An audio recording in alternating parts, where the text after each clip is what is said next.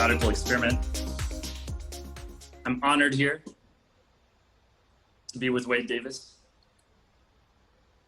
Wade, I've heard about your work for so long, and we actually wanted to get you to speak last year on the playa. And this moment feels like the right time. It has come together, and we're honored that you're here. Thank you, genuinely, from the bottom of my heart. Well, thank you, Satya, for making it happen. My pleasure. There's a whole team, and it's beautiful when people come together and make something happen. I think that's really the essence of Burning Man, is just people come together and create. And so thank you for being part of this creation. This really is the finale of our whole week, and we're honored to have you. So thank you. I'd love to start with just where you were born.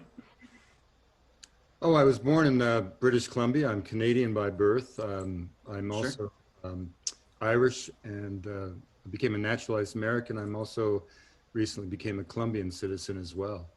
Oh, wow. And so that would mean that you lived in the States for a bit? Oh yeah, I mean, I lived in the States for years and years and years. I went to the university in the States. I really found my career in the States. I mean, this is why this piece I wrote in Rolling Stone. And now, with protests on the streets, a global pandemic, and a polarized political landscape, you might wonder if the age of American exceptionalism is coming to an end. Our next guest, Wade Davis, believes that it is. He's professor of anthropology at the University of British Columbia, and in a recent article for Rolling Stone, he wrote about how COVID-19 signals, quote, the unraveling of America. And here he is talking to Ahari Srinivasan about how even great empires have their day. It's often been described as a perspective of a Canadian speaking about the United States, but it's actually really the perspective of someone who really loves the United States and really just wants it, once again, to be the country of Walt Whitman, Abraham Lincoln, and the Grateful Dead. Mm. And yeah, let's dig into that. What do you love about the U.S. so much? What is that spirit that well, you know, I think everybody, I mean, like all things, the good is the reflection of the bad in a way. You know, I mean, there is, without doubt, there's this kind of entrepreneurial zeal in the United States, which is so charismatic. You know, I first went to college because I used to fight forest fires in British Columbia when I was 15. And all our camps were overrun by US draft dodgers. Because it was the only work they could get. And we were these sort of obsequious, obedient Canadian lads, and these Americans would tell our bosses to piss off, and it was irresistibly charismatic. And one of them had the Life magazine with the Harvard student strike of 1969 on the cover. And as a kid of just 15, in a kind of raw atavistic way, I thought, well, that's got to be the college you go to become cool like these Americans. And so I applied to Harvard, not really knowing where it was. And I got in, and I flew down to Boston. My family didn't have the means to come with me. And I landed at Logan Airport at the age of, I guess I was 17. And I realized I didn't even really know where Harvard was. And I saw this African-American guy with a Harvard t-shirt. I thought, he's got to know, but he didn't know either. And I dragged my trunk through the subway because my family didn't take taxis. And I ended up coming up in Harvard Square in 1970, 71 in this kind of caravanserai of madness with Hare Krishna and SDS and naked women. And I mean, I thought I was in heaven. I realized that my mom and dad had made a mistake, and they sent me down to the States 5 days before the dorms were open, and I had no money, and I was my big steamer trunk, and I dragged that trunk through the streets of Cambridge until I found a church, and I knocked on the door, and this wonderfully benevolent pastor opened up the door, and he put me up for a week. And that's when I fell in love with the United States, that kindness, you know, that kindness to strangers, which seems to be somewhat wanting at the moment.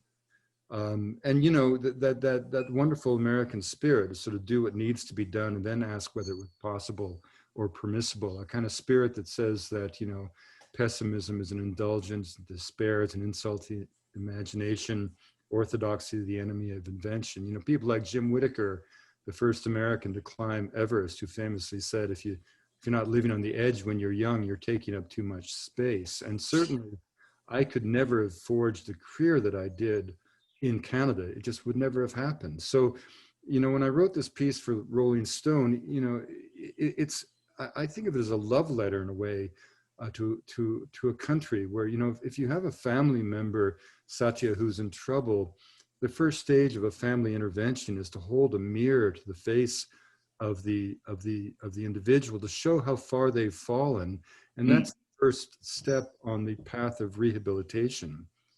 And the entire thrust of this article is really that COVID has kind of reduced to tatters the illusion of American exceptionalism. You know, Americans woke up to find themselves literally members of a failed state, ruled by a dysfunctional government, headed by an individual recommending the use of bathroom disinfectants for the treatment of a disease that intellectually he did not have the capacity to understand. Sure. I want to pause. You said something so incredible. I just want to almost highlight it.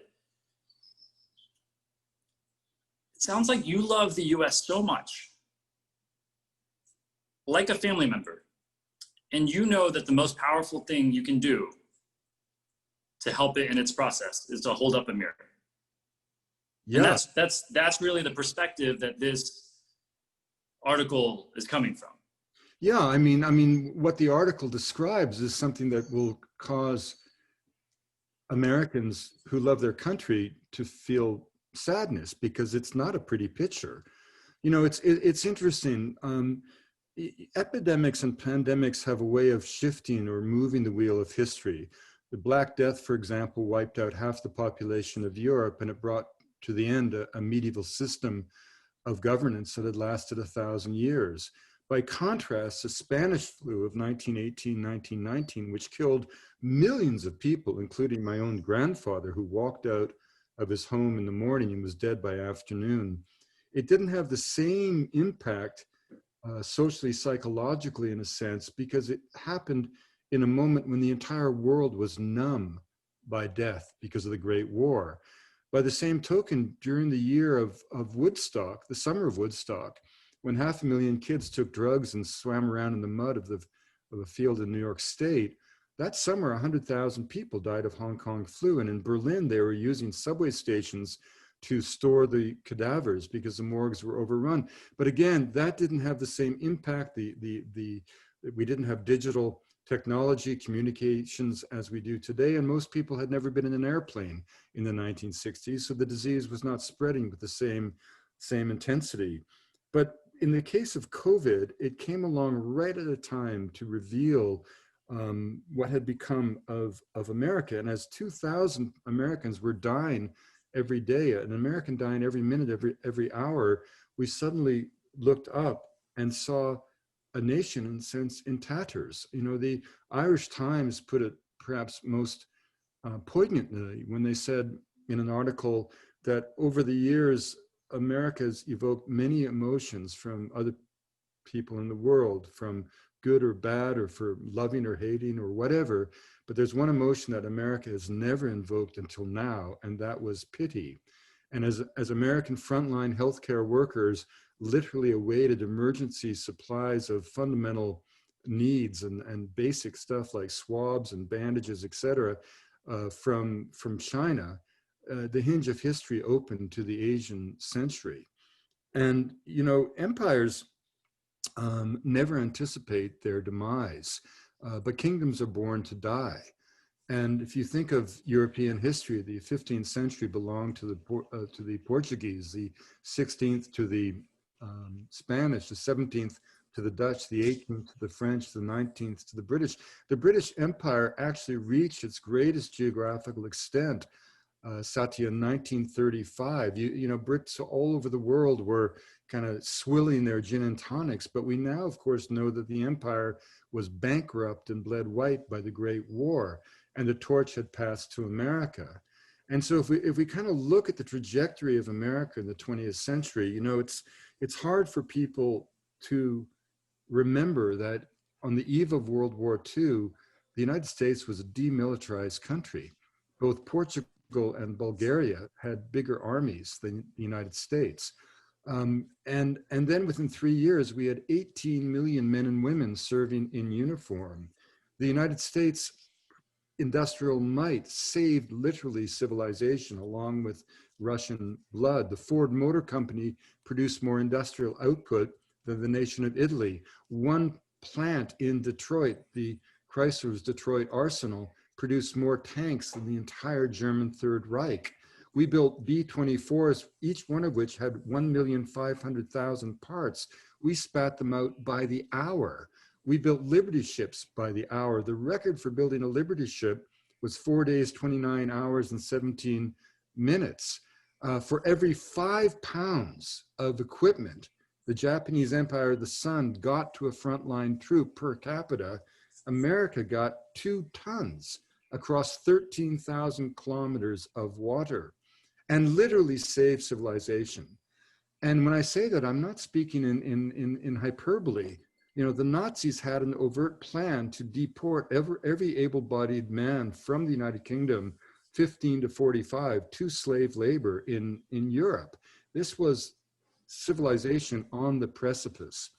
And then in the wake of the victory, with Europe in ashes and Japan prostrate, the United States, with but 4% of the world's population, controlled 50% of the world's economy, made 90% of the world's automobiles. And that extraordinary concentration of affluence allowed for a truce between capital and labor that gave us the weekend, that gave us the prosperous working class, a time when a man with limited education could have a good job, could buy a home, buy a car, put his kids through good local public schools.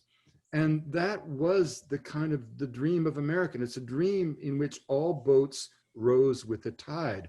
You know, people Sure. on the far right get nostalgic for the 1950s. It certainly wasn't a great period of time if you were a person of color, a woman, if you were gay. But in economic terms, the country, in fact, resembled Denmark more than it does the America of today.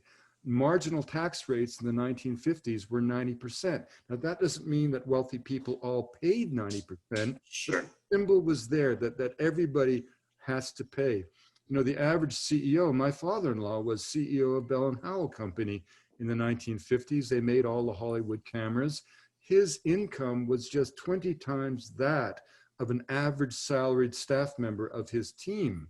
Today, that discrepancy would be more like, 400 times. And one of the things that has torn the country apart is economic injustice. The fact that globalization has been celebrated with iconic intensity for 2 generations, when every working man and woman knows that globalization is nothing more or less than capital on the prowl in search of cheap labor. And when we now live in a world where the discrepancies are such that, the top 1% controls more than the bottom half of the population, where 1% of the population has $30 trillion in assets, the bottom half of the American public have more debts than assets.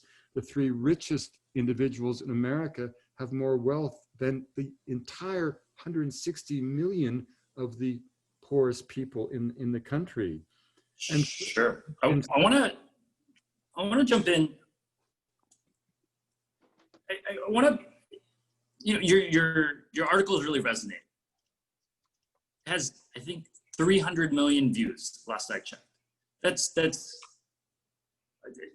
unheard of, right? Yeah, the story sort of become a story. I mean, it's trended #1 on the Rolling Stone website for a month. Sure. I think Jan told me 4 to 5 million people have seen on Rolling Stone. As I said, as of a week ago, 350 million people, social media impressions worldwide. And I think it speaks with some kind of yearning because, Right. I think more, right. I think what the numbers represent is that it's resonating with people, right? More than it being #1, it's like, wow, like this is sparking something in them. At that level, it's sparking a strong emotion. What do you think that? emotion is that people are connecting to. No, there's two major responses. Obviously, those who are sympathetic or open to the ideas expressed, who love their country but have seen it unraveling before their eyes and recognize it as such, generally express incredible sadness and hope that the country can correct its course. Coming in from the other side, if you will, are incredibly vitriolic, vicious, generally misogynist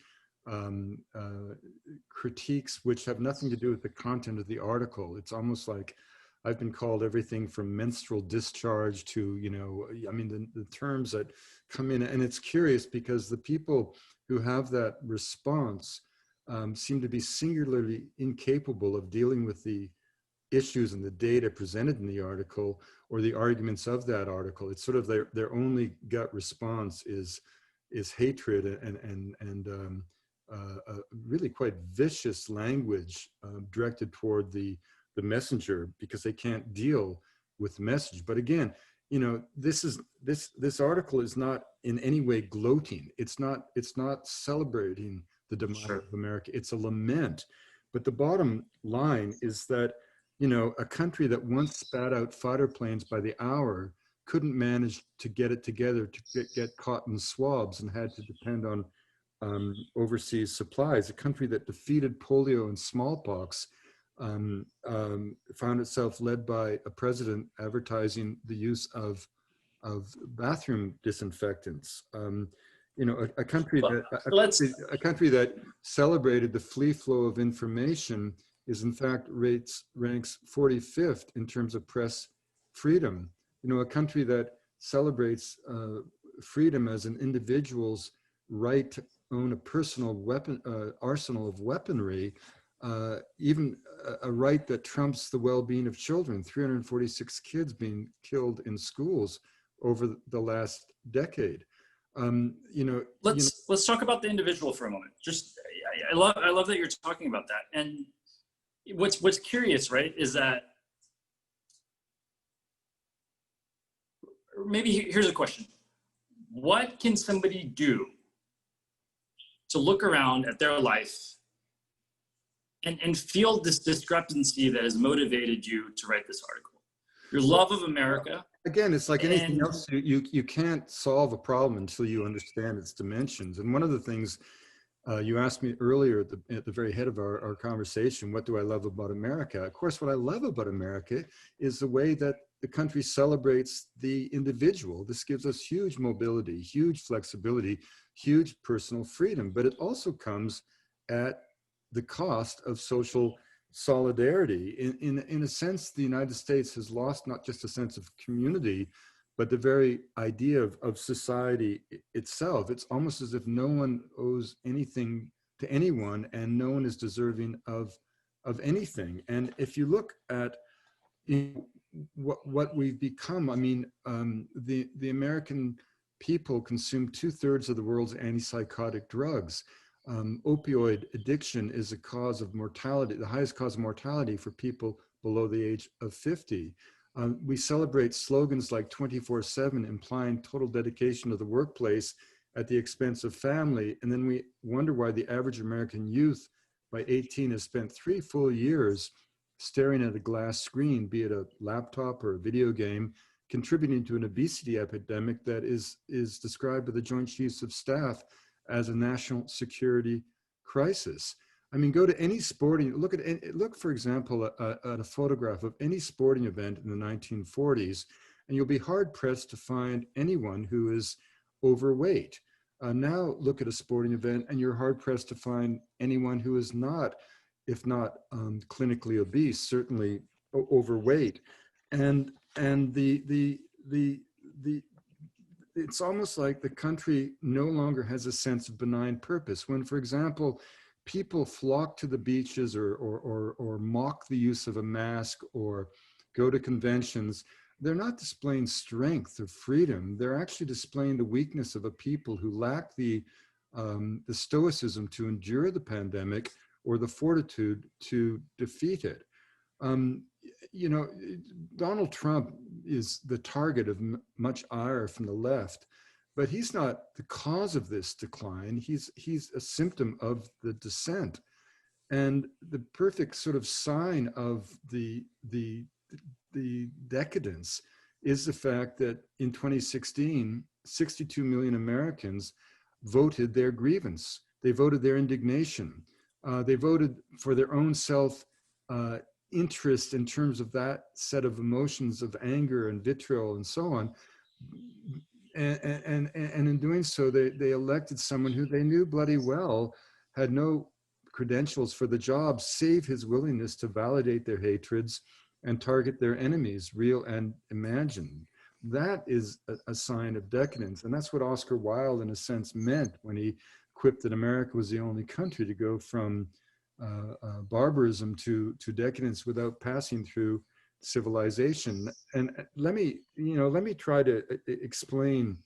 COVID's unveiled this. I mean, think about this. Canada is no perfect place, that's for sure. Our medical system is no perfect system, but it does focus on the collective, not the individual, and certainly not the private investor who views every hospital bed as if it's a rental property. On July 30th of this summer, even as the Americans announced 59,629 new cases of COVID in all of British Columbia. Again, we have a major concentration in the metropolitan area of Vancouver. We're an Asian city. We have dozens of flights coming in from China and elsewhere in East Asia every day. We're 2 hours up the road from Seattle, where the pandemic landed in the United States. Logically, we should have been hammered by this. But on the very day that the Americans were announcing 60,000 new cases of COVID, in all of our hospitals in British Columbia, a province with a population roughly comparable to that of Massachusetts, we had only 5 cases of COVID. So what is going on here that wasn't going on in the United States? What is going on in New Zealand? What is going on in Australia? What is going on in Denmark? You know, it's often said in America that, you know, social democracies are communism light, or it'll never work in America. And that may be true, but if so, it's a stunning indictment. Social democracies have nothing to do with socialism. They're simply dynamic capitalist economies which focus on the well-being of every tier of society. You know, I always try to explain the difference to my American friends and family members by using an allegory of getting your groceries at Safeway. When you get your groceries at a Safeway anywhere in the United States, pretty well, there's a kind of an economic, social, racial, class, educational chasm between you and the checkout person that's very difficult to bridge. And when you get your groceries in Canada, or Denmark for that matter, you don't feel that chasm. It doesn't mean that you necessarily interact as peers. It doesn't mean that you may not have more education or less education, more wealth, less wealth than the checkout person, but you do interact as if members of a wider community. And why is that? It's very simple. They know that you know that they're getting a living wage because of the unions. And they know that you know that probably their kids go to the same neighborhood public school, which critically in British Columbia, for example, are not funded by property taxes, which benefit the children of the affluent and the affluent neighborhoods, but funded by state grants that give every kid per capita the same chance for educational advancement. And third, and most important, they know that you know that if their kids get sick, they will get not only exactly the same medical care as your children, but those of the Prime Minister. And those 3 strands woven together become the social fabric of democracy in a place like Denmark, Canada, or New Zealand. You know, healthcare in the States seems to be always an issue of insurance, of political antagonisms, of even medical care, but actually healthcare is not about medicine. Healthcare is about social solidarity. It's about fairness. It's about sending a message that everybody counts. And that is what is missing today in America. People do not feel that they count. And that is the origin of the anger that inspires and fuels the supporters of President Trump. I'll give you one final example that I think really is quite beautiful. Satya, when my mother was 85, she got a headache at 11 o'clock in the morning. By 1 o'clock, she was in neurosurgery, being operated on by the greatest neurosurgeon in Canada. He saved her life. And by the time my sister and I got to the intensive care unit, my mother, of course, was in recovery, but there was another family in that same unit with a young girl who had suffered the same kind of aneurysm and was a farm girl from Manitoba, surrounded by a dozen of her family members. Now, it was very moving because she had gotten exactly the care my mother had gotten, and both my mother and that girl were saved by that incredible neurosurgeon. Now, if that had happened in the States, my sister and I, she's a prominent lawyer, I've done well, we could have paid whatever bill there was. That farm family from Manitoba in the States could well have faced a choice between the well-being of their child and the economic well-being of their family. We don't think in Canada that that's a choice that anyone should have to make in a civilized nation. Now, the fanciest hotel in Victoria, where this hospital was, one of the Fairmont hotels now, it's the legendary Empress Hotel, one of the old CP Railroad hotels, had a rule that any family member of any Canadian in an ICU unit at any hospital in Victoria got a free room for the night. So after we were chased out of the ICU by the nurses, we all piled into our vehicles and we poured down to the hotel where we all went to have a drink together. Now the family from Manitoba were all Christian and they didn't drink at all. So I bought apple juice and orange juice all around, and my sister and I had a beer perhaps, and we toasted, but we didn't toast the survival of our loved ones, although it was very much in our hearts. And we didn't toast each other. And we didn't even toast the hotel for being so generous and kind to us.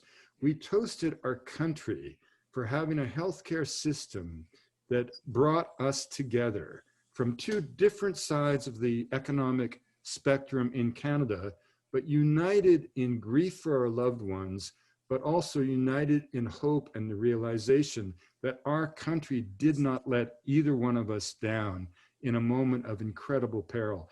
That is what universal healthcare is all about. It's about people feeling that it's right, that they have a part of the overall story of America, that their children won't get sick and have no services. You know, it's things like that that create social solidarity. And until America finds a way to come together, to bridge this chasm that is so wide and so deep, it's hard to imagine how the nation will have a chance to move forward, certainly into another century of dominance. You know, think of it this way. You know, if we went into World War II a demilitarized society, we never stood down after the war. You know, we have American soldiers in 150 countries today. China hasn't gone to war once since the 1970s. The United States hasn't once been at peace. We've spent $6 trillion on military adventures since 2000. In those same years, China has been building its country, pouring more cement every 3 years than America did in the entire 20th century. So, you know, all of these are the signs of a country in retreat. And the biggest question for America, I think, emotionally, psychologically, how will a country that has been raised on the myth of its exceptionalism deal with a new reality? How is it that a country that, you know, once welcomed the huddled masses of the world, how is it that more people now favor the building of a wall along the southern border to keep desperate mothers and their children out, mothers and children who are desperately there because of our policies in the 1980s and 90s in wars in Central America that dislocated the entire civil society, and our consumption of cocaine today, which has facilitated the illegal trade, which now is sweeping like a firestorm through the Central American nations, through Mexico, and to our borders. I even go as far, Satya, as maintaining that those in favor of building a wall along the American-Mexican border are not only misguided, they're acting, it's an act of treason. Because what, after all, is a definition of treason? It's when you betray the essence of your country, when you betray the better angels of your nature. It's when you deny the ideals for which your ancestors fought and died in countless wars. That is, to my mind, what treason is. Treason isn't when you refuse to go along with flag-wrapped patriotism at a convention. Freedom is not flaunting the well-being of your fellow citizens by refusing to follow basic medical advice that has nothing to do with politics. So, again, I stress that nothing I wrote in that article is in any way an attempt to gloat. There's nothing to celebrate, believe me. If and when the torch of history, the hinge of history, if you will, opens to an Asian century with China dominant, China with its treatment of ethnic groups in the concentration camps of the Northwest, of its treatment of democracy in the streets of Hong Kong, with its social capital measures of the individual, measuring deviance from orthodoxy and the state, when it, and its treatment of press freedoms and so on, we will be longing for the best years of the American century. And it's my fervent hope, in a sense, that the prognosis that is distilled in this Rolling Stone article, The Unraveling of America, nobody would more prefer to be shown to be totally wrong than me. That's beautiful. I love that phrase, fervent hope. And I love the humility in you to say, I hope I'm wrong about this. Yeah, absolutely. Right? I mean, absolutely. I mean, it gets back to this idea that, you've got to look, you can't deny what the society has become,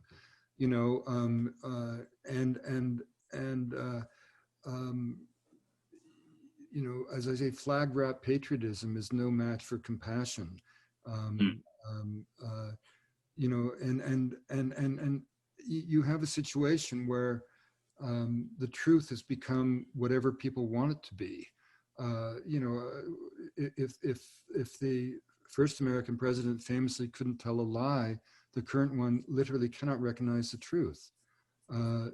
If Abraham Lincoln asked for charity for all and malice toward none, this troll of a president, in my opinion, has inverted that by seeking malice for all and charity for none. But again, Trump, odious as I think he is not the cause of this. He is a symptom of the descent. And everybody who has facilitated the division between people. One of the things that is very Canadian, I suppose, is that you grew up in a land like this where for most of our history there were more lakes than people, where the weight of the winter hovers in the north. We are a civil society. We practice consilience. We do get along with each other. The idea of a Canadian politician wrapping themselves in the flag makes no sense. We didn't even have one until 1965, and then the country came to a standstill as we argued as to 1 or 3 maple leafs. I mean, the most perfect expression of our muted patriotism is a line of francophone verse from the great poet Gilles Vigneault, who said, "Mon pays n'est pas un pays, c'est l'hiver." My country is not a country, it's the winter. And yet at the same time, we measure wealth not by the currency accumulated by the lucky few, but by the strength of social relations and the bonds of reciprocity that bind all of us in common purpose. That is, to my mind, the definition of a civilized nation.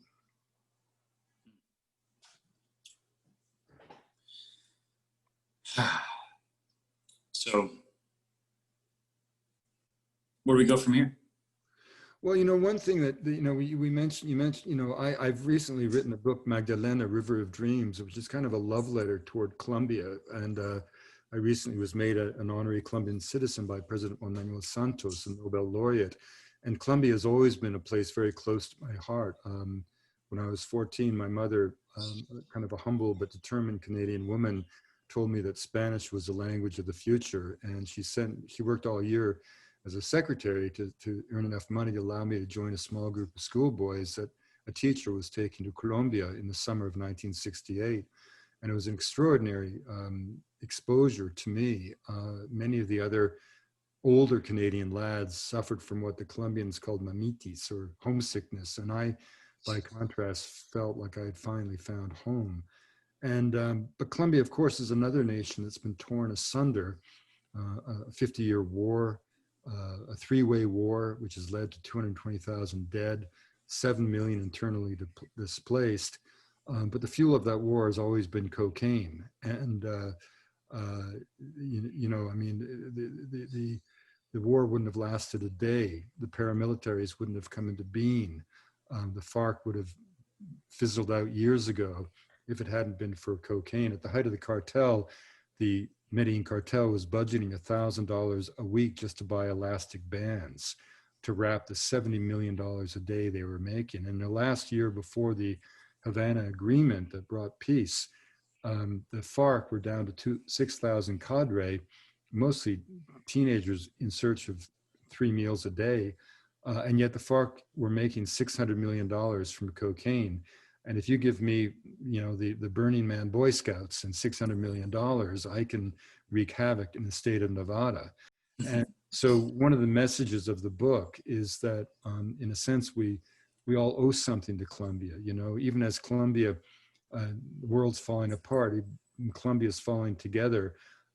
But we should remember that, you know, how do we feel in the States, for example, if Canada had patterns of drug consumption and in boards and barrooms across the country, and also drug laws that didn't really do much to curb the illicit trade, but made possible that trade, such that 85 million Americans were forced to flee from their homes. Well, that per capita is what happened to Colombians. And yet through all those years, Colombia maintained civil society and democracy, greened its cities, sought restitution with First Nations, created millions of acres of national parks, and now is poised for this kind of amazing intellectual, artistic, and economic renaissance. And people are suddenly realizing that this is not a country of violence and drugs. This is a place of colores y cariño, where, you know, the richest biodiversity on earth. There is no place in Colombia more than a day removed from every known ecosystem to be found on the planet Earth,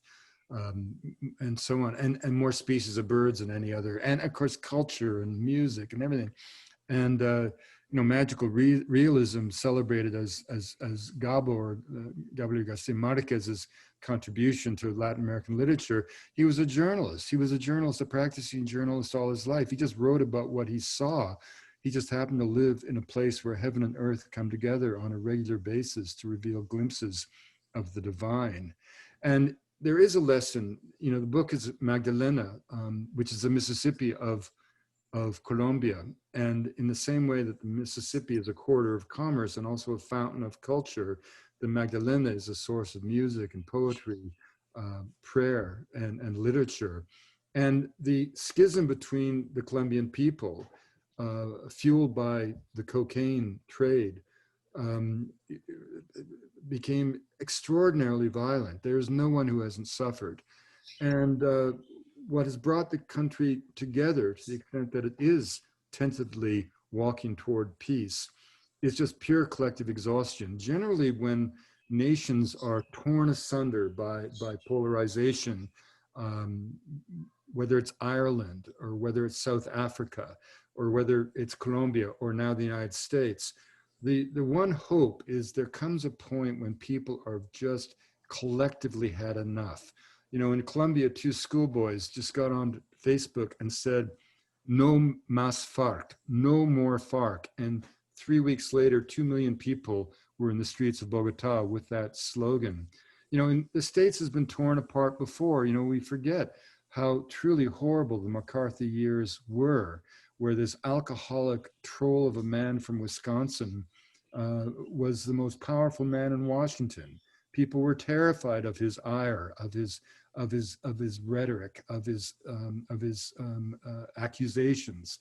Careers were ruined from the United Nations to Hollywood by this extraordinarily awful man. And then suddenly his power, which had sort of ebbed for a number of years, and there was that one fantastic moment where a senator, largely unknown today, simply spoke those powerful words, "Sir, have you no shame? You know, at last you have no shame." And the artifice of McCarthyism cracked like porcelain, like a glass, and the man was dead from alcoholism, you know, within months. So, you know, the nightmare that America is facing will not be solved by the election in November. Even if Biden wins handily, there will still be a deeply disaffected cohort, which is the core Trump supporters. And you know Donald Trump will do everything he can to exasperate that division for his own self-interest and his own vanity. So it'll take more than the election of a Democrat, just as it will to heal America, just as it will take more than the re-election of Trump to destroy America, finally. But what will bring America together is when the people of America, the vast majority of Americans, simply say, enough, we're better than this. This is not who we are. You know, we are the country of Abraham Lincoln. We are the country of the Grateful Dead. We are the country of Walt Whitman. And let's be that country again. And that's when things will change. After all, Burning Man did not start in Brussels. You know, Burning Man didn't start in Vancouver. Burning Man didn't start in Paris or in Delhi or in Beijing. It started on a beach in California with the best dreams of the American century still ahead. And so, you know, any country that can pull off something like Burning Man sure has another chance on life. Wait, I love that your work is so focused on others to the extent of focusing on nations. I'm curious what drives you to have such a, you know, for that to be your interest, for that to be something you want to hold a mirror to. I'm just really curious about, you know, where that comes from. Well, Satya, you know, I'm a storyteller. I'm an old Irish storyteller. It's in my blood, I think, you know. You know, Hemingway said that, he said a bunch of things. He said, you know, anyone who thinks that writing is easy is either a bad writer or a liar. And you know, writing is hard.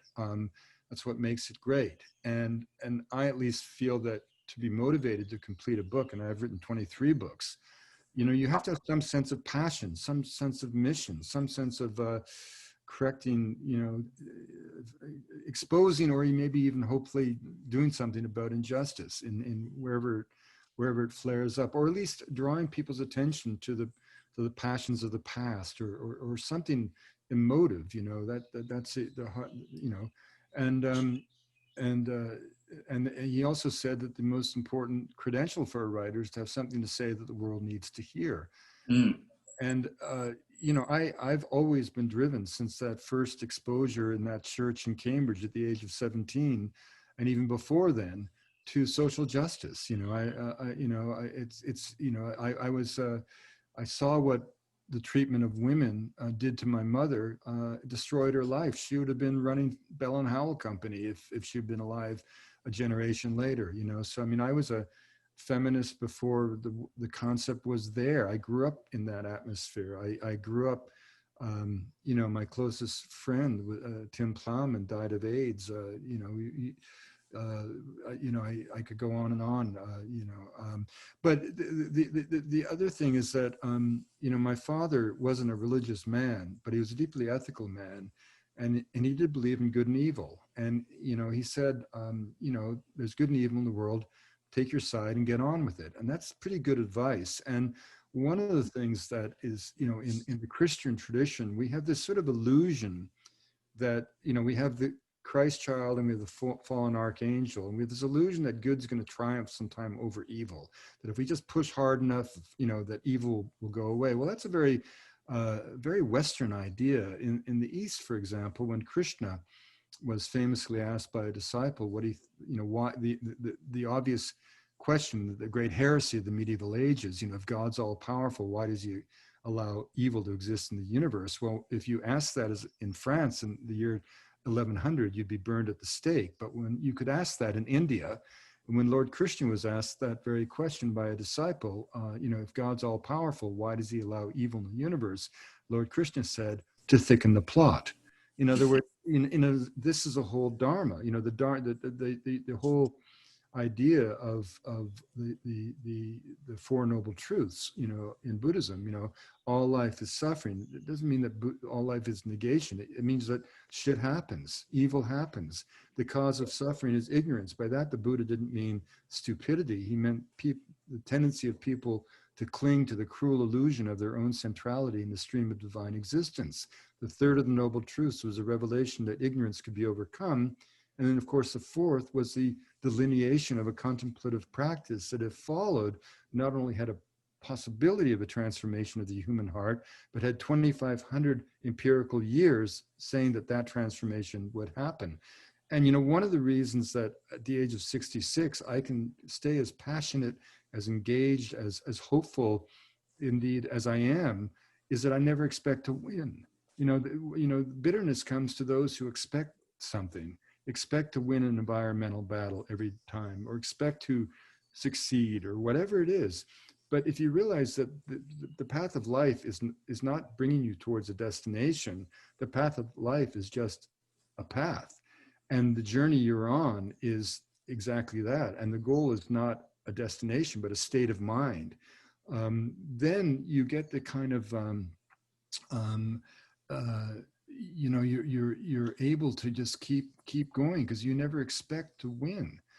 You don't really expect anything at all, and you're pushing the wheel, hopefully, and it sounds a little precious and sanctimonious, but you're hoping that we're all hoping that we're pressing the wheel of justice and decency and kindness but it's not like we're going to get up to that mountaintop. No, you have to keep doing it.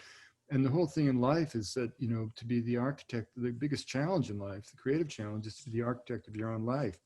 And you always see when you meet someone in their later years, the people who are bitter are the ones who look back on a lifetime of choices imposed upon them by peers or society or internal pressures. And people who are happy in older age are always those who can look back and realize that they may have not always made every choice the right one, but they owned all those choices, and they were the architect of your own life. And that is the formula for contentment in old age.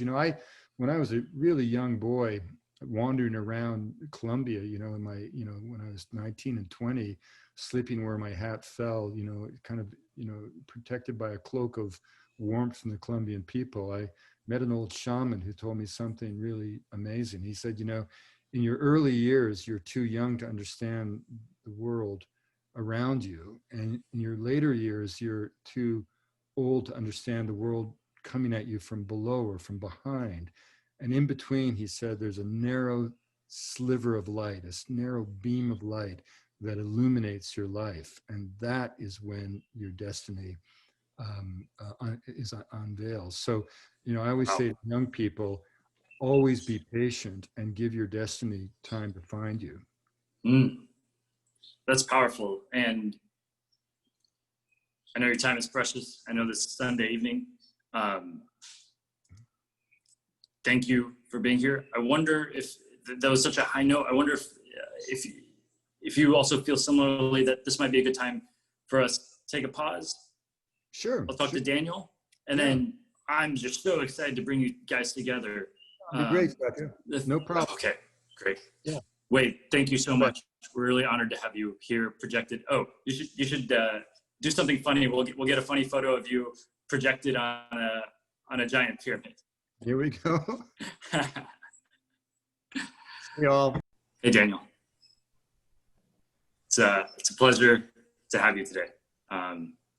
Thank you so much, and thank you for being one of the first people ever to be projected onto a virtual pyramid. I'm not doing that right now, but I look forward to see it later. It sounds cool. Yeah, absolutely. And I'm so excited to have you in this discussion. I know that this has been a topic you've been studying, working on for years. What, like maybe 5 years ago when we met, 4 or 5 years ago when we met, I knew you were thinking about sense making and rebuilding civilizations. And I'm curious, I've had the pleasure of just kind of being around you for years. What's the best way to tell probably a new audience about your work? I feel like, I'm wondering your favorite way to explain that. I don't know that I have a favorite way to explain it, but I'll jump in if I'll give my perspective, but I'd love to hear if you have a shot. kind of just a brief narrative from the beginning is I was homeschooled growing up, so I got to kind of make my own curriculum, which was fortunate. And a lot of it had to do with activism. My mom was big into activism, so I got into environmental work and animal rights work and social justice issues young. And my dad was into lots of areas of science and engineering and philosophy, so I was getting to have that braid of topics. And as I was exploring activism, one of the things that I found was how profoundly interconnected the problems were and how the solutions weren't adequately addressing them. And this started showing up all over the place. I got it in terms of looking at why are the ecological issues advancing and not getting better despite the huge amount of effort happening in the nonprofit space and government and for-benefit space. What is fundamentally inadequate about the nature of the solution? I remember being 13, working on helping some project that was in Kenya, protecting elephants from poaching in an area that was already protected, but the poachers could get in. And so I was 13, so I was just in the US, like going door to door, raising money and writing letters. And but the people who were there on the ground were having their life threatened by the poaching groups. And the solution was bigger fences around the preserve so poachers couldn't get in, and legislation in the country for harsher sentencing for poachers. And the solution, after a couple of years of like blood, sweat, and tears, finally worked.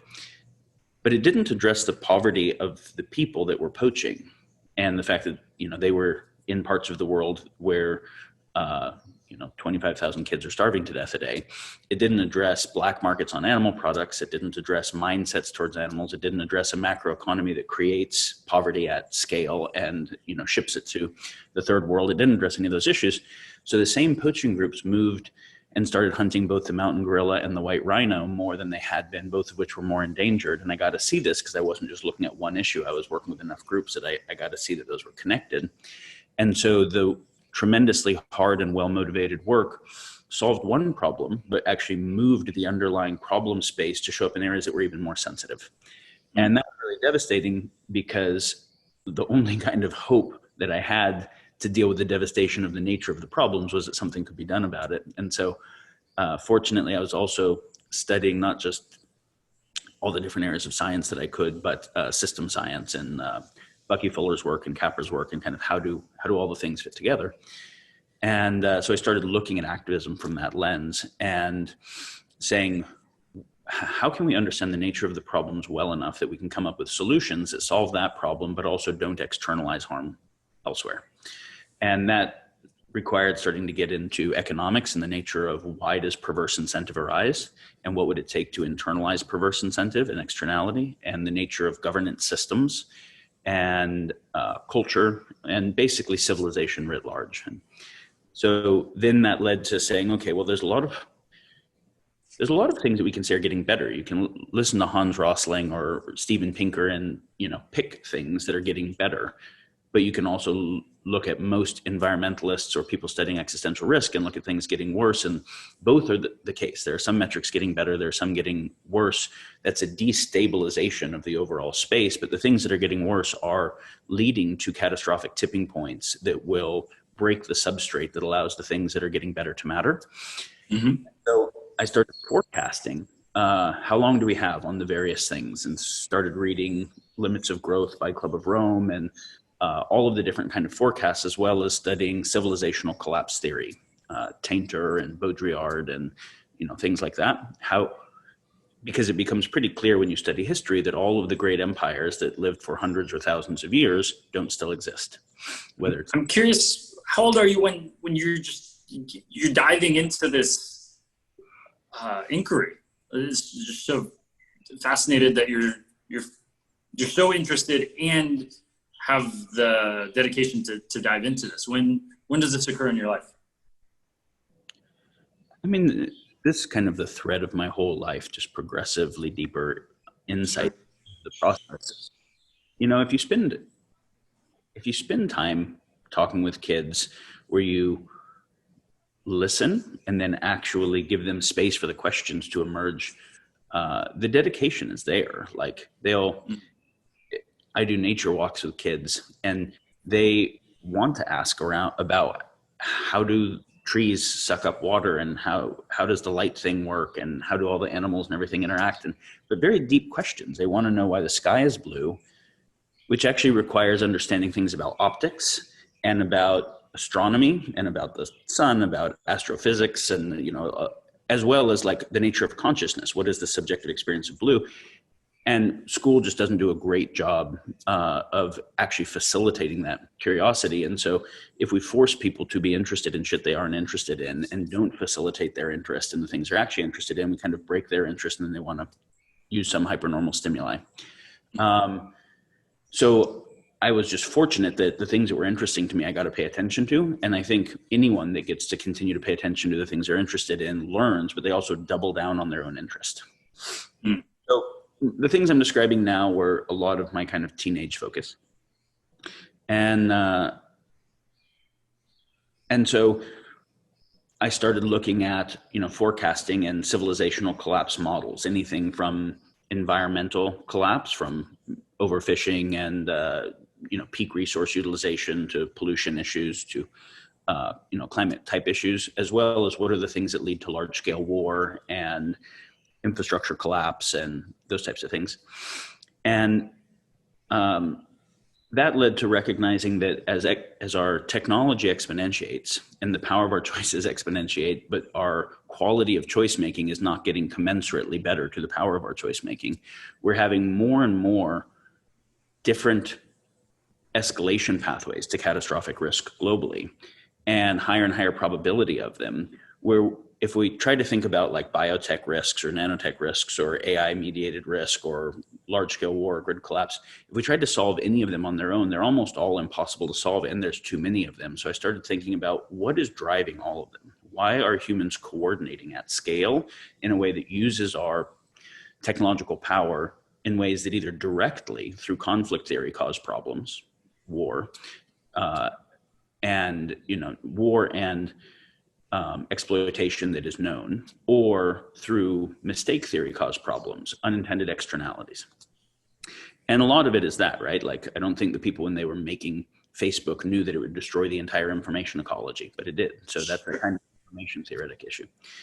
So we started thinking about, is there some set of underlying dynamics that give rise to how humans are coordinating that are what gives rise to all these problems, the generator functions of them? And to just start to think about like perverse incentive. As long as military industrial complex is one of the largest blocks of the global economy, and war is profitable, and you have the capacity for the supply side to manufacture artificial demand, can you have a for-profit military industrial complex that the entire global economy depends upon and lasting peace in a supply and demand equation?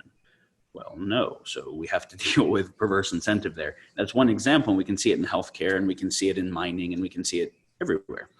And so you start looking at, is the nature of the incentive system, the economic system where 50 to $100 trillion a day of human activity moves, but is either directly causing harm or indirectly causing externality. Could we shift that in a way where that incentive system, what was in the incentive of an individual or a corporation or a nation was in the well aligned with the well-being of the whole better, right? So these were the questions I was asking, and trying to study the Austrian school and straight kind of laissez-faire approaches, or socialist approaches, or Marxist approaches, or like techno-optimist, automate everything approaches. And I got to see that there were strengths and weaknesses of a lot of them, and none of them were actually adequate to the space. So we put together some research groups that were working on understanding the space, the generator functions of catastrophic risk well enough to say, is there a categorical set of solutions to the underlying dynamics of how humanity coordinates effectively that is the kernel of a new civilization model? And that when we study civilizational decay of what made Rome fall, and Egypt and the Aztecs and the Mayans and et cetera, that if we understand the dynamics that give rise to civilizational collapse, can we have something that really addresses all of those dynamics and addresses all of the escalation pathways to the catastrophic risks we can see? So it sounds like, almost, correct me if I'm wrong, but maybe a simple way to put that is, if you were to redesign civilization from scratch, how would you do it? Is that it's almost the frame of like, well, everything that we've done has these strengths and weaknesses. What would we do if we do it again from scratch? Is that kind of where you're coming from here? Well, this is a valuable question, and it's an insufficient question. And I spent a lot of time when I was young asking it without recognizing the enactment problem. Okay, so how do we actually get there in factoring that seems that all the people are conditioned currently who are in power in a way that would resist that, and it seems to be not in the immediate best interest of the game theoretic environment.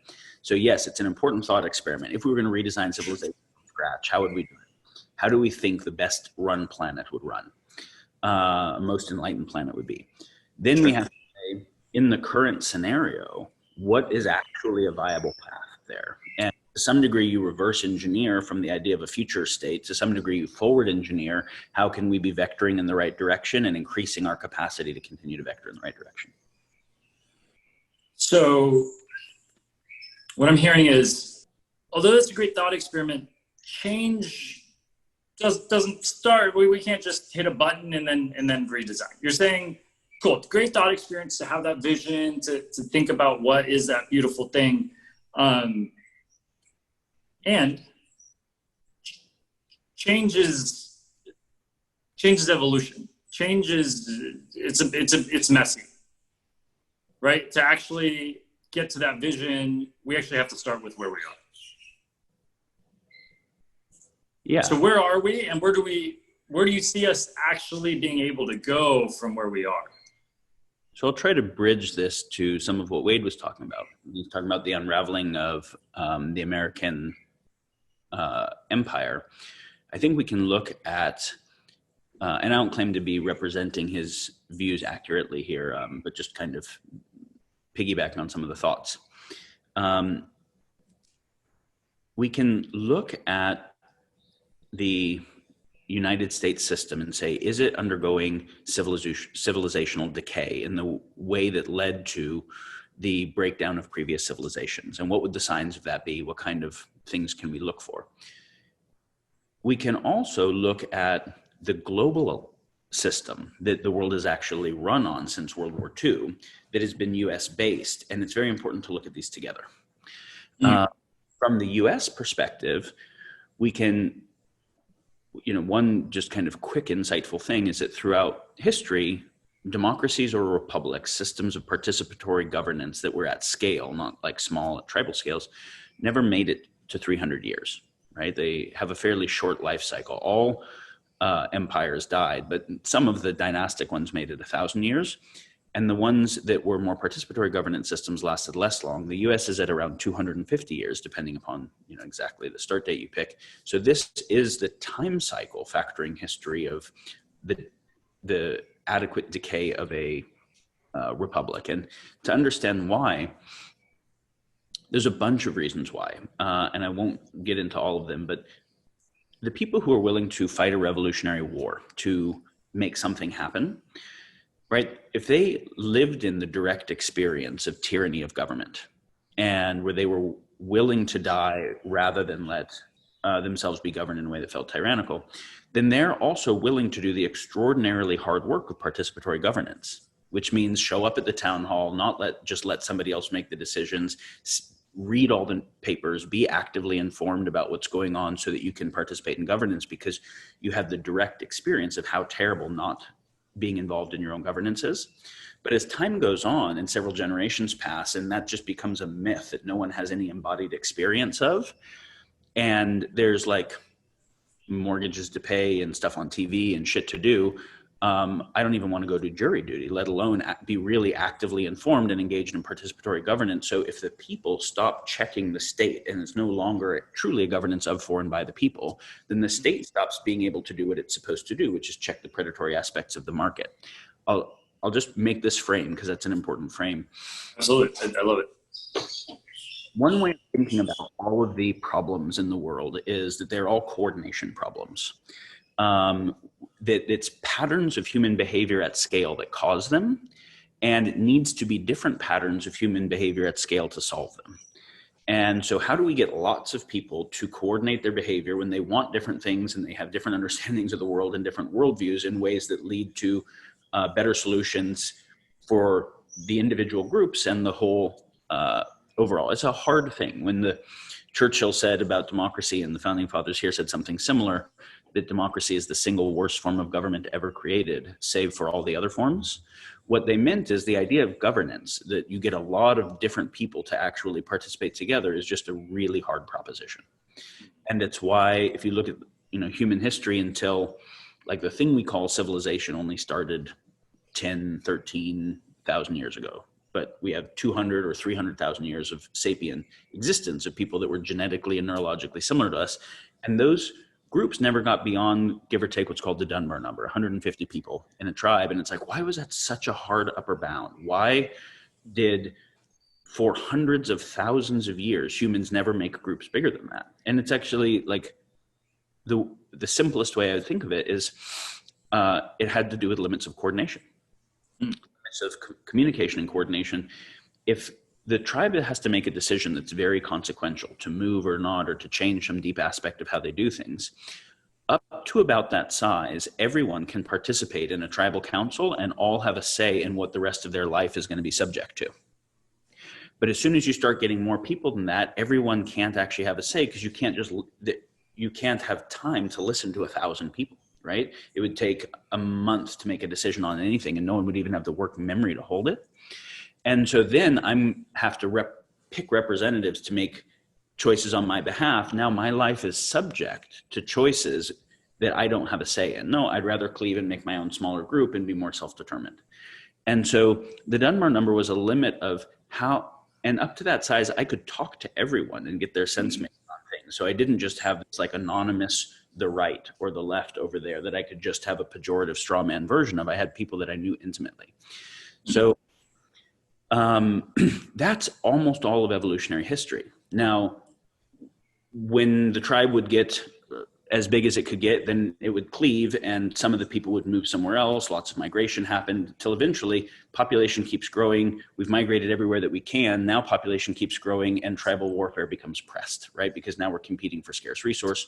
Now there's a basis to have tribes unify against larger external tribes. And we call that kind of the beginning of civilization, which means it was in a war, game theoretic kind of context.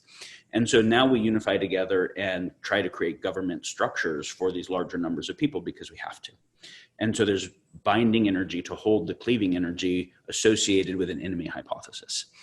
Can I jump in? Sure. So when I think of coordination, it feels like it's so related to connection. And if you want to take it further, maybe empathy. Right, when people don't have a sense of each other or where they're at or what the pain and problem is, people don't really care. Like, you know, if you know I really care about something, Daniel, and you might be like, oh, you should meet this person, and that could change my life. Right? You might give me 10 minutes, you might give me an hour, you might help, but it feels like that coordination starts with some sort of connection. Well, that came up for me, so I wonder, it's a see nice, what you feel. I mean, there definitely needs to be some fealty. And it's a nice idea that it emerges from empathy. It doesn't have to emerge from empathy. It can emerge from a shared enemy, which it often does. And so then there's fealty to each other, not because we necessarily care about each other, but because we care about ourselves and our sub-in group, and we feel that we have to be bound with them against whoever the out group is. Mm-hmm. But yeah, the Dunbar number was partly a limit on how many relationships I could deeply track. And I'm willing to make certain sacrifices of what I want most for people I really know and love and I've known forever and I see every day and they know me. It's much harder to make sacrifices for anonymous people that I have no idea who they are, that are somewhere else, right? And so as you get beyond that, you have to have a shared religion or patriotism or some kind of group identity that everyone gets to be part of, so that they identify with each other through shared group identity. Right? We can see that in the US that is broke down, where there's very little sense of what it means to be a US citizen that everyone's on the same page with, that really creates binding energy. There's much more of a sense of what it means to be on the left or the right that has so much enmity towards each other that the thing as a whole doesn't have something like shared nationalism or patriotism, and that's part of the issue. Sure. Well, I guess, so fundamentally, do humans just need Cain or an enemy to really come together and coordinate in a larger way at scale?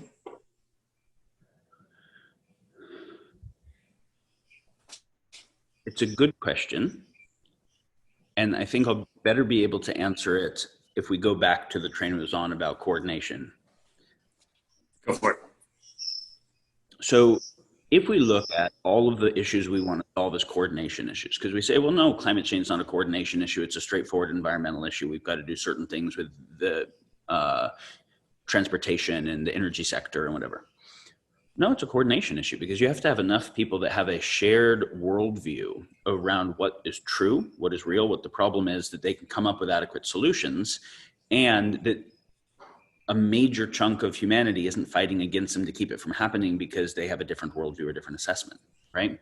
And let's say that your solution involves whatever, some kind of carbon tax or something that countries have to agree to. And agreement without enforcement ends up being a very tricky thing. And how do you do enforcement internationally with superpowers that have nukes? So let's say that the US and Europe were to agree to some kind of taxation policy which decreased their near-term GDP growth, but was good for the environment long-term. And we'd all say, well, that makes sense. But then let's say China doesn't, and we have a concern about China seeking to be a global dominant empire. And if we can't enforce them to, because what enforcement mechanisms are we going to use that don't create war? Then does that just basically, and that increased GDP ends up that they have relative to everyone else equals increased globalization and military powers? Are we just ceding the control of the world to China? Like, that's a very real set of theory of trade-off considerations. So your assessment of climate change can't be separate from your assessment of geopolitics and underlying economics. And so we don't assess the problems in a deep enough, interconnected enough way to come up with good solutions. And we don't have enough shared sense making that enough of the world wants to do the same things, right? So we can say, what do you mean by sense making? What's that mean? What is actually real? Is climate change at all, right? So if you talk to some environmentalists, like very good ones like Lovelock, it's not only real, but it's already too late. There's nothing we can do about it, and the earth will become uninhabitable. Other people say it's a very serious thing. It's on its way to that, but we still have time. There are other people that think that it's a real thing, but it's not that serious. The earth changes, will migrate. And there are other people that think it's an utter hoax, right? Sense making. Have we been able to make sense of the world that we live in well enough to inform what we think are right choices?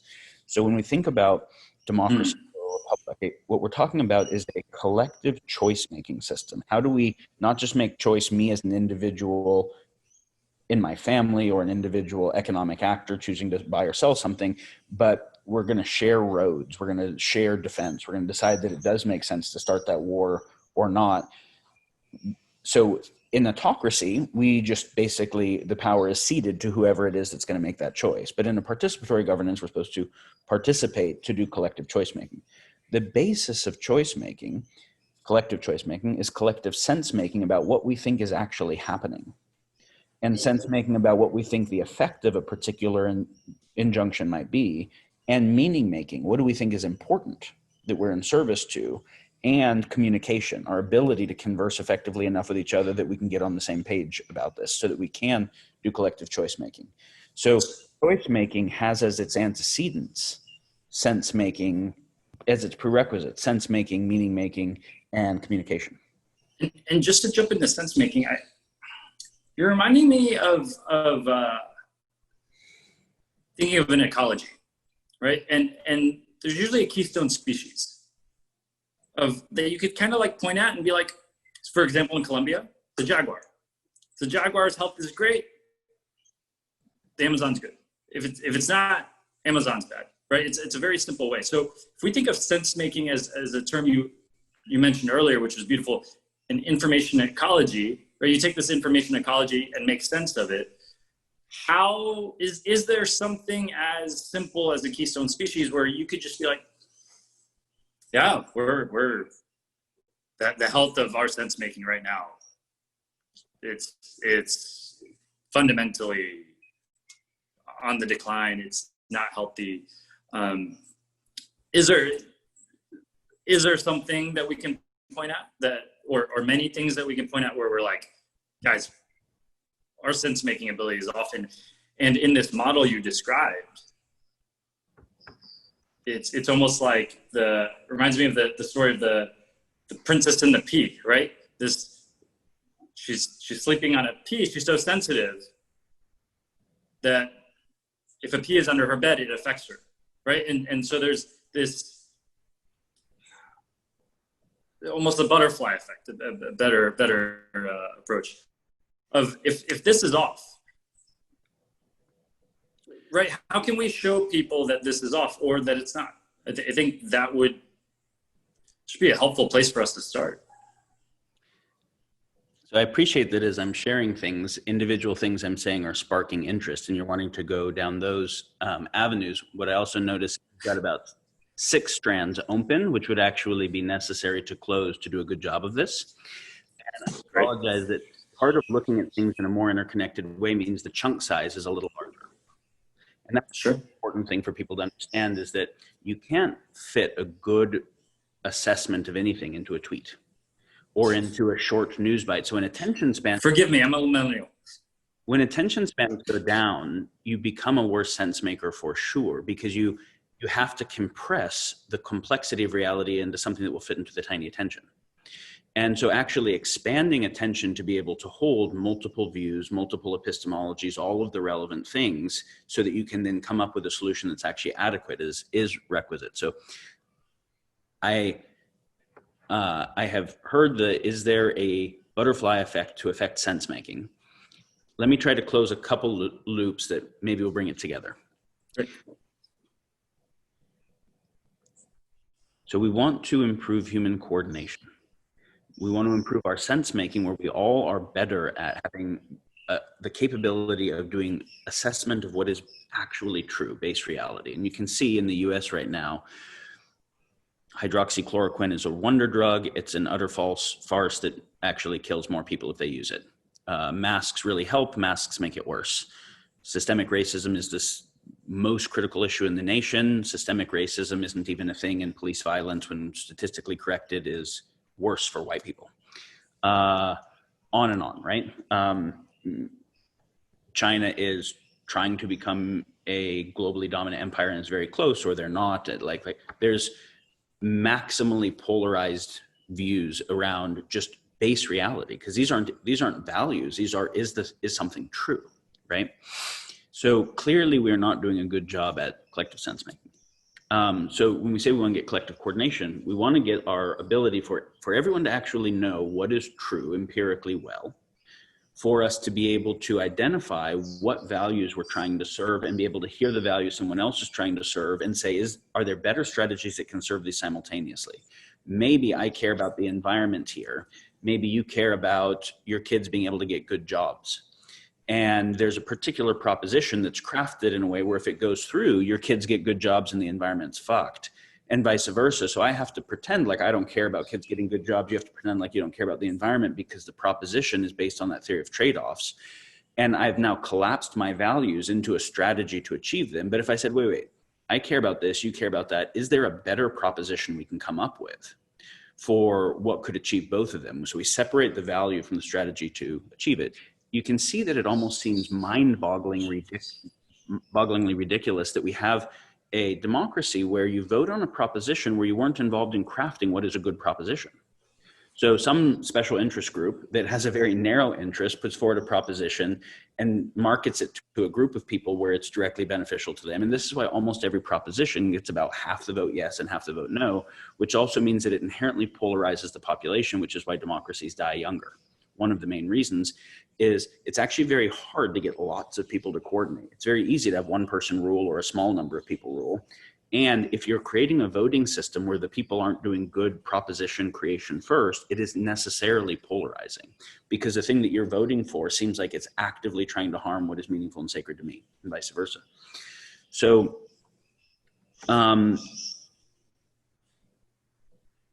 since the beginning of the thing we call civilization, very few total people have lived in democracies or republics. Almost everybody has lived in feudalism or autocracy of some kind. Democracies have emerged just a few times in rare little pockets. And when they've emerged, they have emerged following periods of cultural enlightenments. This is a really key insight. The cultural enlightenment, because this can come to your butterfly effect. The cultural enlightenment, so the Athenian democracy, with all of its flaws, still a movement in the direction of more participatory governance, emerged out of a kind of Greek Enlightenment that valued everyone's ability to do better sense making. So let's really value education and the development of the individual. So everyone should learn history and formal logic and grammar and rhetoric and et cetera, so they can all actually make sense of base reality on their own and make good choices. And then they all also need the Socratic method, which means that they can argue any point. They can take other people's perspective well. And you can see how profoundly broken down that capacity and that value and orientation currently is. If you have a bunch of people that can make sense of reality directly on their own, not listen to what some authority said and decide which of the authorities they listen to, but direct empirical capacity, and then they can take each other's perspective, those people can have a conversation that will end up resulting in some ability for effective compromise and movement forward. But if the capacity for sense-making conversation breaks down, then the basis that gave rise to the democracy or republic being able to emerge breaks down. And so we can see that in the US came out of the European Enlightenment, where there was this kind of Renaissance idea of you don't just have to be a specialist at one thing. You can have a deep background in lots of things. Science, we can actually empirically all get a good base understanding of reality, and the Hegelian dialectic will always seek for any thesis an antithesis and then a higher order synthesis. Can we take multiple perspectives and try to find higher order reconciliation? That the underlying public education and fourth estate or news that are required for people to all be developed in their capacity to make sense of the world and participate in governance and to know what's going on have went through enough institutional decay that nobody really has a sense of what's going on, or to the degree they do, they are outraged and certain about things that half the population thinks that they're desperately wrong about, right? That they're outraged and certain about. So we can look at this as the collapse of the American empire because you don't have the ability for a real republic because you don't have participatory governments because the prerequisites aren't there. Mm-hmm. We can also look at it in a bigger way, which is we can, and this will then wrap up. We can look at the breakdown of the first ever globalized world order that has been since World War II.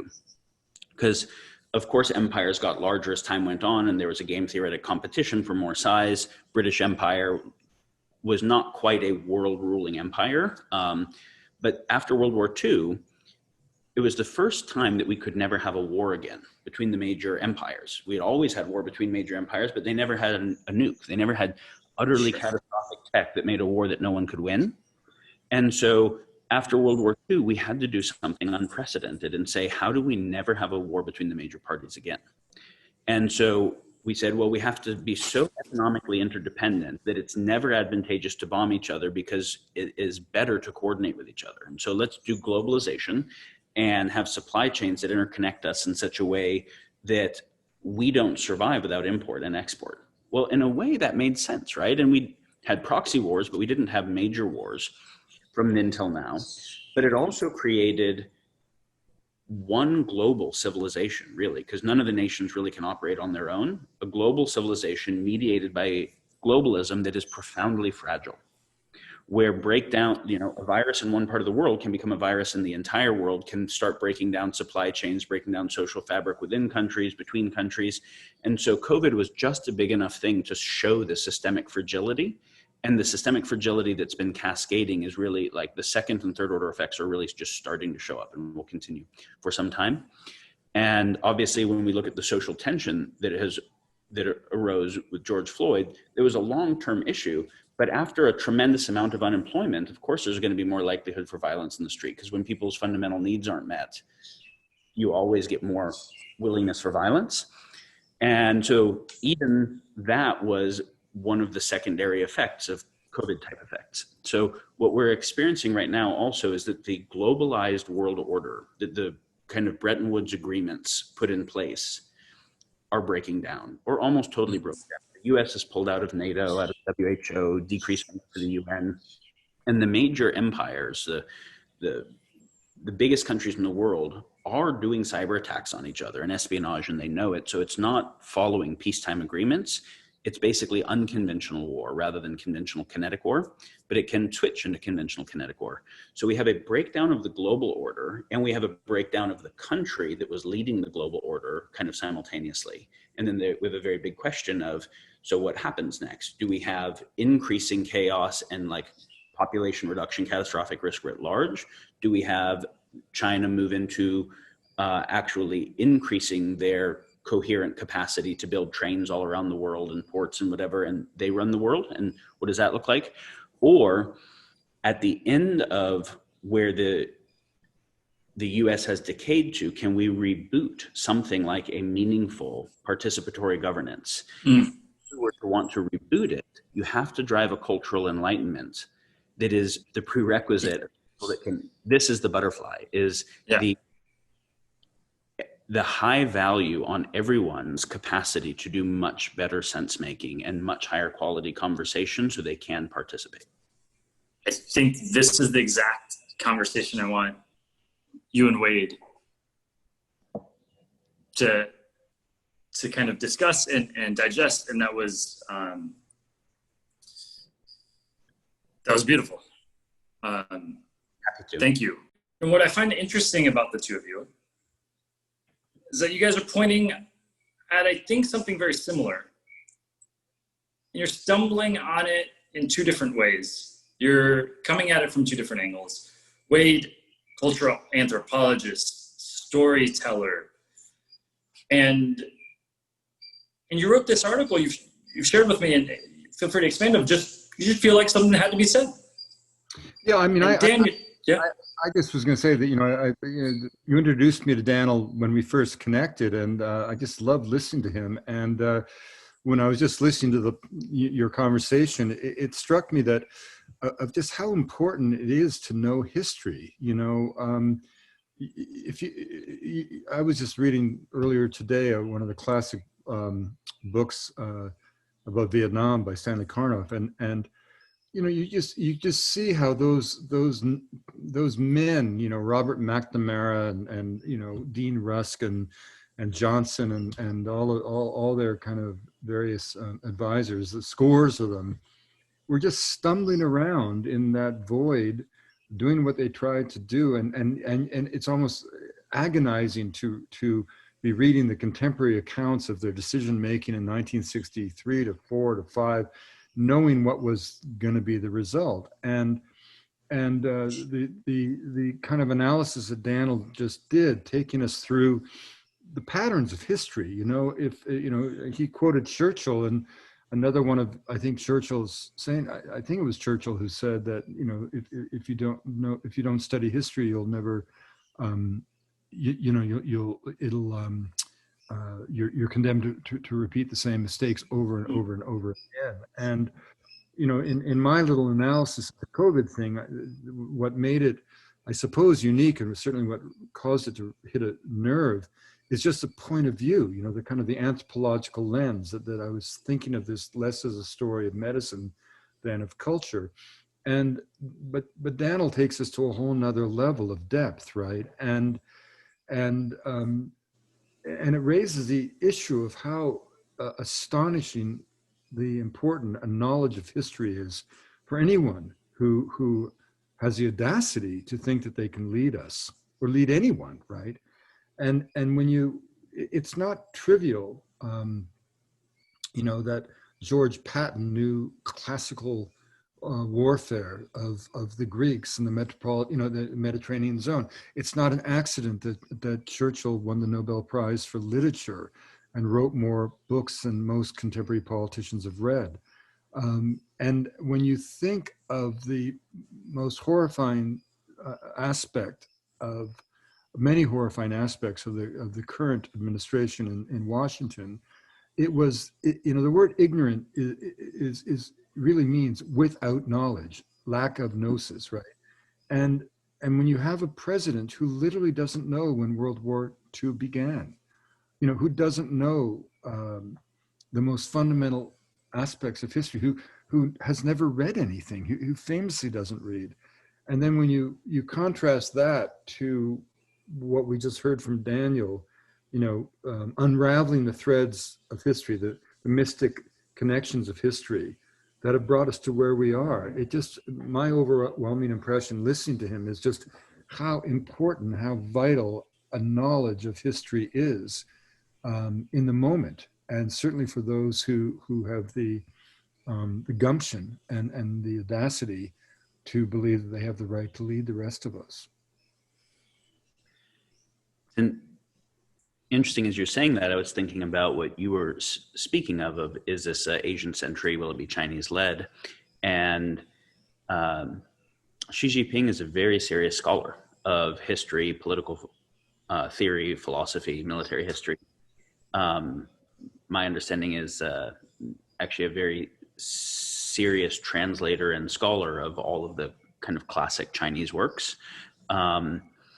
And that when he came to power, the people who were in high positions of the CCP all had to have a pretty high degree of background and training in the 36 stratagems and the art of war and the warring states region.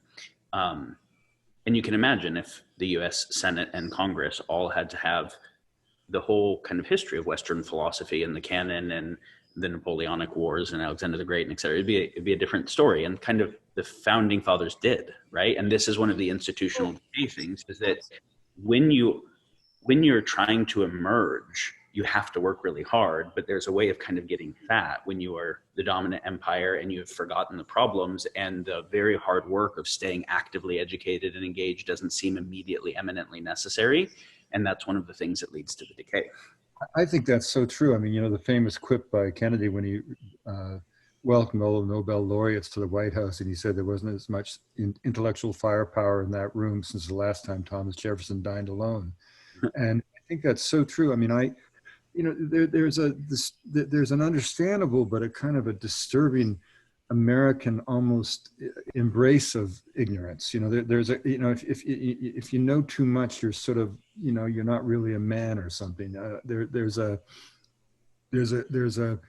Certainly we're you know, until 9/11, the vast majority of congressmen didn't even own passports. And one of the things that I've noticed, I used to lecture on private jet trips for the National Geographic that would go around the world. And they were very, very expensive trips for people. And generally the individuals who came along were really wonderful people, very, very affluent by definition. And they had all had incredibly successful careers, but their careers had focused on you know, making the most hospital beds or something, or running this corporation and being a real expert on packaged meats or something like that. But outside of that expertise, outside of golf, football, and sports, there just wasn't, it wasn't as if a general education was deemed to be that essential to corporate affairs. I mean, I used to go through this with my own father-in-law, who was very well read compared to normal politicians, but he was a most beloved man, the most wonderful man, the greatest, the embodiment of everything that a great American is, in my opinion. But he was Senate Foreign Relations Committee chairman, almost president. He was offered the vice presidency by Richard Nixon, and he turned it down. He supported Rockefeller.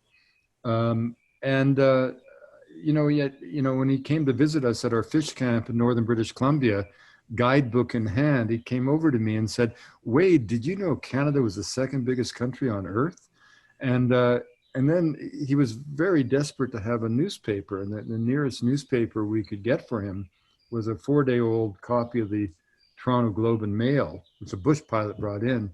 And Granddaddy's sitting there by the fire, very, very content with the newspaper at last.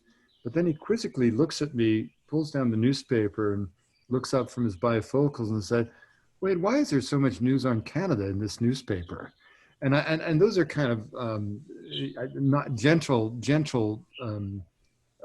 cliches, and obviously Granddaddy at that point was past his prime. So I'm not being in any way, but there is this this sense that to know too much is to be almost suspect in the United States, and I don't think that was certainly true in the Kennedy era.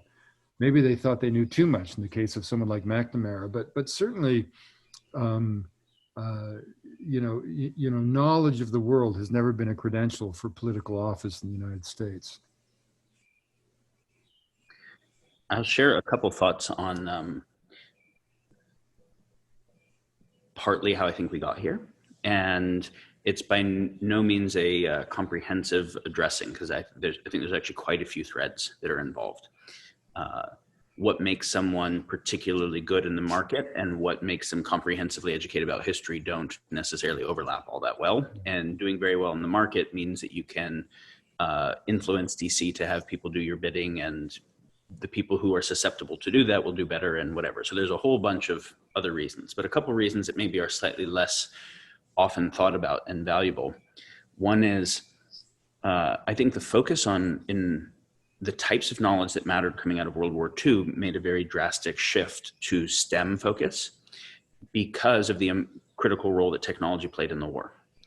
And we can see that it was like we built the entire Manhattan Project around Oppenheimer and like a few people who had really asymmetric technological and physical insights, and Bletchley Park around, and a couple major things around Turing and von Neumann that pretty much determined the war, right? Like the bomb and the computer. And so, and then synthetic rubber. Yeah. Synthetic rubber was the third example. And Sputnik getting there first, I think there was this very real sense of, and one way to look at World War II was the competition between the US and the Russians for the German scientists. And not just, so Operation Paperclip here and the Russian version of it. There's the famous joke that who would win the Cold War between the USSR and USA was who got the better Nazi scientists. But like it played a significant role. But I think there became a very heavy focus in let's focus on STEM. But George Washington said it should be the primary aim of this government to train every single citizen in the science of government. And the science of government meant history, politics, game theory, courtier dynamics, et cetera, because if they didn't understand it, those who did would run everything, and it would become a kleptocracy and then an oligarchy or some weird thing, not a democracy. So I think the civics training became very de-emphasized. That's one part. The other part I think is very important is, and this is, so I'm going to say something that I think is more sympathetic with the anti-intellectual movement, is I think the anti-intellectual movement was a game theoretic counter strategy to intellectualism used as a political weapon. And things can be true that are not representative of the whole truth, right? Like one of the things I see all the time is people say, well, obviously herbs and supplements and peptides don't really work that well because there aren't that many phase 3 clinical trials showing that they work, and there are for pharma meds. Well, there's no fucking money because there's no patentability on any of those things. So of course, they'll never get phase 3 trials. And the phase 3 trials that showed that Premarin worked or Vioxx worked didn't mean that they didn't kill massive numbers of people, because what's included in the scope of the safety analysis. And so it's true, those phase 3 clinical trials are true. And if you are literate, you understand that they're true, but they're not representative, right? Because if here's the whole space of possible health interventions, the ones that are profitable will get the most research, and they represent this space. So then the preponderance of data is an uneven distribution, right? So similarly, I can put an IPCC together and say all of this stuff on climate change, but it doesn't, DC is still running the benign China hypothesis and not looking at that particular issue seriously. Bannon was actually a big part of, and Trump delivering the US from the benign China hypothesis. So there was a way that I see that throughout history, whenever something becomes a source of legitimate authority, whether it's the church or academia, then there's so much power in being the one who says what is true, that then anyone who's very good at the game of power has a maximum incentive to try to capture and influence that legitimate authority. So the legitimate authority starts getting influenced by who's funding it and how the prestige networks work and those types of things. So then legitimate authority in the US started to have a particular set of political biases that a lot of people in the US didn't feel represented their interests well. And so, but they couldn't argue against the IPCC thing well, but they could feel like it was not aligned with their interests. So anti-intellectualism, since they couldn't compete at it, was actually their counterweapon. I just won't engage with the weapons that you're using that feel like they're against me. And so one of the ways I think to actually have sense making really be able to be pervasive is that it is not weaponized for partial political or economic agendas, that it is authentically seeking to understand the entire space and be in the benefit of everyone, as opposed to that as a virtue signal. Otherwise, I think the anti-intellectualism becomes a natural counterweapon. Let me ask you about China, because one of the things that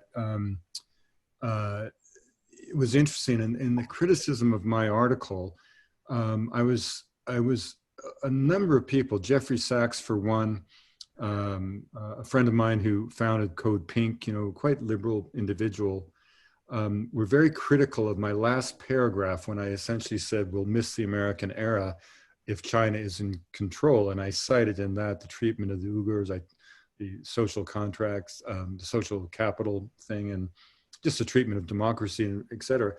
And there's a sort of thing on the left that we're now bashing China. And is that the left being reflexively counter to whatever Trump is doing because Trump's bashing China, therefore we shouldn't bash China? And then you parse it down and you see that Jeffrey Sachs is up to his eyeballs in contracts with the Chinese government. And I know that in my travels around the world, I've seen the footprint of China virtually everywhere. I mean, just if you can build your way to dominance, that's what they're doing. I mean, the police station in Rarotonga, the opera house in Dakar, an interchange in Togo, in Lomé, the capital of Togo. I mean, obviously the Belt Initiative, but also great roads across the Amazon, and I've also, of course, seen firsthand what has happened to Tibet. And there seems to be this thing, as long as China does development work, it's, in other words, build stuff, that somehow it's okay, and that they're not, and that gets back into this whole thing where genocide is universally condemned, but ethnocide, the destruction of people's life, is not only not condemned, it's considered proper development policy in many quarters. So what is your sense of China in the next century? Yeah, it's such a critical question. I don't claim to know what's in Xi Jinping's mind or what the internal plans and sense making of the CCP are. And nor do I represent that whatever those are represents the actual will of all the Chinese people outside of Beijing, which it obviously doesn't. Let me just sort of interrupt, Daniel, but you're so right in that. I mean, there is a terrible tendency in the West to see China as this monolith, when in fact, of course, it's remarkably diverse ethnically, vast country, vast numbers of people, vast orientations, and so on. I'm sorry, go ahead. I'm not going to say that there aren't some people who have a xenophobic, racist relationship just because it seems big and scary and they don't like the big scary thing, so they make it the Chinese monolith. Of course, there is some reactive, non-thinking part of that. I wouldn't say that that is much dumber than the benign China hypothesis was. I would say those are kind of equally not clear assessments. I think The 100-Year Marathon is a particularly interesting book around China's long-term plan starting in, give or take, 1949, and that is kind of tracking quite well. I think we've had a period where nobody remembers in their own lived experience very serious war in the developed world. And so they don't really have any embodied sense that that's even a thing. So their actual sense of history is quite bad, right? Like their embodied sense is quite bad. And so they don't recognize that like slavery and genocide and initiating war and empire has been kind of the story for the whole history of civilization. Everybody, like, it's not just been European white slavery. It was the Ottomans and Turks enslaving Europeans. It was people in Asia in slavery, inter-Asian slavery. It was, Comanche violence with other first tribes people. Like, largely humans have just been kind of violent fucks for a long time, often. And that's an important part of the story. So when we say the US was built on genocide and slavery, and how can it have any kind of moral value? That's a very real story. And like, what do we do for reparations on genocide and slavery?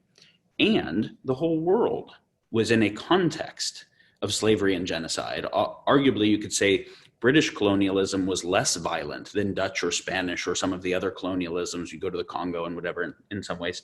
So this is why the historical context is important. And so then I'm going to think of China in light of that. If I put myself in my imagining of Xi's position, I'm actually quite empathetic to everything he's doing. And in some ways, I can say it's the smartest thing anyone in the world is doing, because there are some critical problems that it appears he's paying attention to that no one else is even paying earnest attention to. So I'm very empathetic to the solutions he has. That doesn't mean I like the solutions or want them to happen. So just to kind of briefly frame that, rule of law requires a monopoly of violence. If you don't have a monopoly of violence, how do you enforce rule of law? If we say you can't cut down the parks, but the dudes who are cutting down the trees have bigger guns than the police do, then you can cut down the parks, right? Well, how do you have monopoly of violence when individuals or small groups can make catastrophic weapons that can destroy whole cities and whatever? Because exponential tech makes that possible, where I can get access to CRISPR gene drives and people in their basement can make bioweapons, or drones with thermite bombs that are like easy to make, that can take out massive aspects of infrastructure. This problem of, I can do way more damage with an AR-15 than a knife, but I can do way more damage with a CRISPR gene drive than an AR-15. And it was very hard to make nukes. I needed nation state capacity to make nukes, but I don't need nation state capacity to make drone weapons. And so we have an emerging world where decentralized, or cyber weapons that can take out infrastructure. We have a place where decentralized exponential tech makes the world frail in a way that there's no precedent in all of history for. This is why we need history, and we also need imagination, right? And forecasting. And so what do we do about that? What do we do when people can, in their basement, not just be going crazy and getting an AR-15 with a lot of clips, but they can be building CRISPR weapons? China's answer is there is no answer other than ubiquitous surveillance. You need a ubiquitous surveillance to be able to suppress a harm that is that great, and the harm of the suppression is less bad than the harm of doing that thing. And that's actually kind of understandable, right? And they're also not in the position of seeing that the US as having been as like innocent and rosy as a lot of people in the US do, because from the outside, the predatory debt lending they've been doing all over the world for the last 20 years. We were doing for a lot longer than that. They just kind of took the World Bank model, copied it, and made it better. The wars that we waged, whatever. So I'm very empathetic to why China is doing what it's doing. And I'm actually very impressed with its ability to build high-speed trains all around the world when we can't fix roads, right? Autocracy with no term limit, so you can do 100-year planning with no internal coordination costs, is an amazing system to build shit. That said, I think if anyone who's concerned about racism in the US doesn't look at the Chinese treatment of the Uyghur and take very seriously what is its actual view towards racial justice, like demonstrably, And if the way we're dealing with it in the US is leading to increasing division of the US, which leads to the rapidity of its breakdown, which is ceding the 21st century to Chinese AI technologically empowered autocracy with that value system, are we just being short-sighted as fuck about actual racism over the next century or any other issue like that? I think Xi also has paid attention to civilizational collapse better because he also has a longer history, right? China has a much longer history. And so he knows that civilizational collapse happens because you get overthrown externally, you have internal descent, or you run out of resources. So he's worked to have a 100-year resource acquisition plan, which Belt and Road and String of Pearls and whatever are part of. The Sesame credit system and the IoT surveillance system ensures that internal descent can't happen. And an adequate military ensures that nobody can overthrow them without catastrophic risk to themselves. But any people should think about, how do I prevent our own people from going through civilizational collapse? So like, I'm simultaneously very empathetic with and want answers really better than those answers. Well, and there's another thing that I think that people in the West fail to understand, is just the reflex for order that goes back to the whole Confucian ideology. And you realize what China has actually endured over the last 150 years, not just the humiliation leading to the Boxer Rebellion, but the Great Leap Forward, which led to 48 million people dying of starvation, the chaos of the Cultural Revolution, the 35 million people dying in the Civil War and World War II. I mean, it's no wonder that the Chinese citizenry is perfectly happy with the stability that the social credit system is invoking. I mean, the polls say that Chinese people like it because they just want order, predictability. I wouldn't say I could trust those polls because of the credit system. There's a self-reinforcing dynamic. Right, of course. My sense is, from what I have heard of people who have lived and spent a lot of time throughout various regions of China, is that the further you get in actual miles outside of Beijing, the less kind of CCP standard narrative that people hold. And it's large enough that, as powerful as the CCP is, it still can't unify 1 point whatever it is, 5-8 billion people. We think the number is probably a lot higher than the reported number, all that well. Like, that's a hard thing to do. And this actually, one of my concerns is, I think the benign China hypothesis of like, no, China's just trying to grow its people, they're not trying to become a world empire, don't worry about it, is completely dreadful. But also, Chinese are the great bad guys is the only thing that could unify all of China against the West, right? Because the people who are there like Louis Vuitton and they like Silicon Valley and they like Hollywood, but they won't if the message they keep hearing is that Americans don't like the Chinese. No, I really want to separate the view of the Chinese from a particular regime. Yeah. Well, and there's a whole issue of face and push comes to shove, the motherland is the motherland, and no, that's fascinating. You should write a book about this. My best chance of any of this being in a book is you and I having conversations. Well, listen, this has been really wonderful, both of you guys. I've got to pull off actually for some family stuff on Labor Day weekend, but Absolutely. I really, Satya and Daniel, I really want to keep in touch with you, man. I've really enjoyed both this dialogue and our previous one on the phone. So it's an honor to be with you, man. Thank you so much. Wow. Daniel, Wade, thank you so much. We here at PlayAlchemist really believe that was your viewpoints, your messages, the work that you guys have been spending your lifetimes really bringing together is just so important to give voice to in this moment. So thank you for giving voice to it. Thank you for doing it. Thank you for being it. Thank you for coming together here in this multiverse of Burning Man.